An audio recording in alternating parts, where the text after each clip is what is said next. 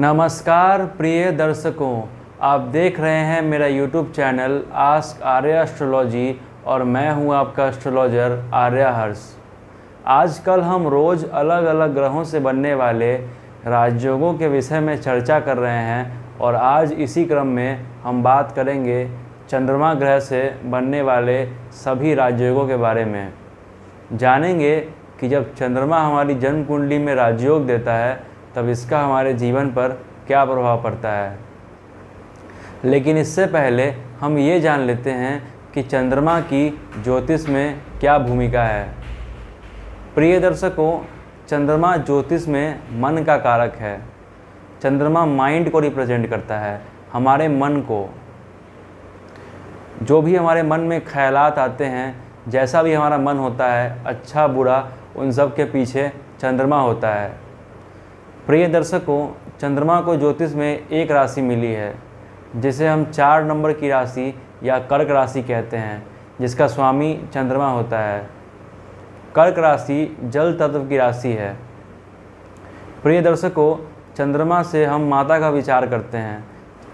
प्रिय दर्शकों, ज्योतिष में चंद्रमा एक बहुत ही चंचल ग्रह है जो बहुत तेज़ी से अपनी राशि परिवर्तन करता है। प्रिय दर्शकों, ये तो आपको पता ही है कि चंद्रमा हमारी माता का कारक होता है और हमारे मन का कारक होता है। लेकिन चंद्रमा से ज्योतिष में और भी बहुत सारी चीज़ें हैं जिनका हम विचार करते हैं। आज के इस वीडियो में हम जानेंगे कि चंद्रमा हमारे जीवन में कौन कौन से छोटे बड़े राजयोग बना रहा है और उसका हमारे जीवन में क्या लाभ होगा। तो आइए दोस्तों, हम चंद्रमा से बनने वाले सभी राजयोगों के विषय में चर्चा कर लेते हैं। प्रिय दर्शकों, चंद्रमा ग्रह से बनने वाला जो पहला राजयोग है उसे हम कहते हैं अनफा योग। अनफा योग तब बनता है जब चंद्रमा से 12वें भाव में कोई ग्रह बैठा होता है। लेकिन इस योग के साथ एक अपवाद यह है कि यह ग्रह सूर्य, राहु और केतु नहीं होना चाहिए। तो आइए दोस्तों, जान लेते हैं कि अनफा योगों की खास बातें क्या हैं। अनफा योग में जन्म लेने वाला जातक अत्यंत धनवान होता है। उसे धन की कभी दिक्कत नहीं होती। उसे समाज में खूब नाम और यश की प्राप्ति होती है। समाज में उसकी खूब इज्जत होती है। वो जीवन में खूब सफल होता है और उसे कभी संघर्ष नहीं करना पड़ता। उसका स्वभाव भी अच्छा होता है। प्रिय दर्शकों, अब जान लेते हैं चंद्रमा से बनने वाले दूसरे राजयोग की।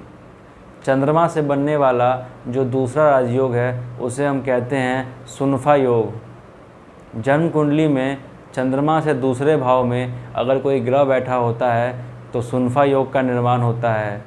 लेकिन यह ग्रह सूर्य, राहु और केतु नहीं होना चाहिए। प्रिय दर्शकों, आइए अब जान लेते हैं कि सुनफा योग की खास बातें क्या हैं। सुनफा योग में जन्म लेने वाला जातक बहुत अच्छा वक्ता होता है। उसकी वाणी बहुत अच्छी होती है। उसका प्रेजेंटेशन बहुत अच्छा होता है। बोल चाल में वह बहुत अच्छा होता है। इसके अलावा उसे प्रशासन के क्षेत्र में भी खूब सफलता मिलती है। पढ़ाई लिखाई में भी वह अच्छा होता है और उसे जीवन में खूब धन और यश की प्राप्ति होती है। अब दोस्तों, जान लेते हैं चंद्रमा से बनने वाले एक और राजयोग के बारे में जिसे हम कहते हैं दुर्धरा योग। कुंडली में जब अनफा और सुनफा दोनों योग मौजूद हों तब दुर्धरा योग का निर्माण होता है। यानी चंद्रमा से एक घर आगे और चंद्रमा से एक घर पीछे, यानी चंद्रमा से दूसरे भाव में और चंद्रमा से 12वें भाव में यदि कोई ग्रह बैठा हो तब कुंडली में दुर्धरा योग का निर्माण होता है। लेकिन यह ग्रह सूर्य, राहु और केतु नहीं होना चाहिए। आइए जानते हैं कि दुर्धरा योग की खास बातें क्या है। दुर्धरा योग में जन्म लेने वाला जातक बचपन से ही समृद्ध होता है। उसे बचपन से ही सारी सुविधाएं उपलब्ध होती है। उसे जीवन में कभी संघर्ष नहीं करना पड़ता। प्रिय दर्शकों, कभी कभी ऐसा भी देखा गया है कि दुर्धरा योग में जन्म लेने वाला जातक साधु भी हो जाता है। तो हमने चंद्रमा से बनने वाले सभी बड़े राजयोगों के विषय में बात की। अब हम बात करेंगे चंद्रमा से बनने वाले कुछ अन्य राजयोग के बारे में। चंद्रमा कुछ अन्य राजयोग भी पैदा करता है। कुछ छोटे छोटे राजयोग भी हमारे जीवन में देता है और उसी में से एक राजयोग है जिसे हम कहते हैं गज केसरी योग। बड़ा ही महत्वपूर्ण राजयोग है गज केसरी योग। दुनिया के जितने भी प्रसिद्ध लोगों को आप जानते होंगे, जितने भी फेमस लोगों को आप जानते होंगे, तकरीबन सबकी कुंडलियों में गज केसरी योग होता है।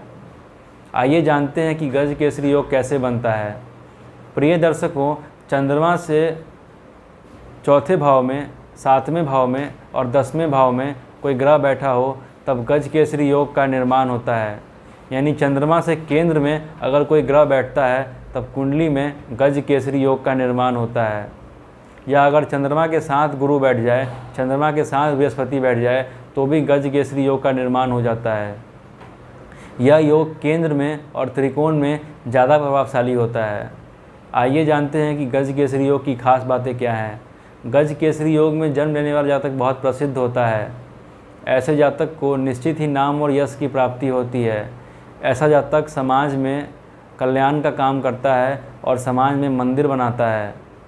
ऐसा जातक राजा के समान जीवन भोगता है और ऐसे जातक की खूब ख्याति होती है। प्रिय दर्शकों, अब जान लेते हैं चंद्रमा से बनने वाले एक और राजयोग की, जिसे हम कहते हैं चंद्र मंगल योग। जन्म कुंडली में कहीं पर भी चंद्रमा और मंगल की युक्ति हो जाए या चंद्रमा और मंगल की एक दूसरी पर दृष्टि पड़ जाए तब चंद्र मंगल नाम योग का निर्माण होता है। प्रिय दर्शकों, चंद्र मंगल योग में जन्म लेने वाला जातक बहुत धनवान होता है। उसे धन की प्राप्ति होती है। पैसे चाहे कहीं से भी आए, अच्छे या बुरे रास्ते से पैसे उसके पास हमेशा पहुंच जाते हैं। ये चंद्र मंगल योग की खासियत है। प्रिय दर्शकों, चंद्रमा से बनने वाले कुछ छोटे बड़े राजयोगों के विषय में हमने जाना। अब हम जानते हैं चंद्रमा से बनने वाले एक और राजयोग की, जिसे हम कहते हैं नीच भंग राजयोग। चंद्रमा जब वृश्चिक राशि में होता है यानी 8 नंबर में होता है तब नीच का हो जाता है, और जब वृश्चिक राशि का स्वामी मंगल कुंडली के केंद्र में आकर बैठ जाए तो नीच भंग हो जाता है। चंद्रमा का नीच भंग राजयोग भी एक बेहद ही महत्वपूर्ण राजयोग है जो इंसान को जीवन में सफलता प्रदान करता है। तो प्रिय दर्शकों, हमने मोटे तौर पे चंद्रमा से बनने वाले सभी छोटे बड़े राजयोगों के विषय में आज चर्चा किया और जाना कि चंद्रमा कौन कौन से राजयोग हमारी कुंडली में बनाता है। दोस्तों, वीडियो अच्छा लगा हो तो वीडियो को लाइक करें और चैनल को ज़रूर सब्सक्राइब करें। धन्यवाद दोस्तों।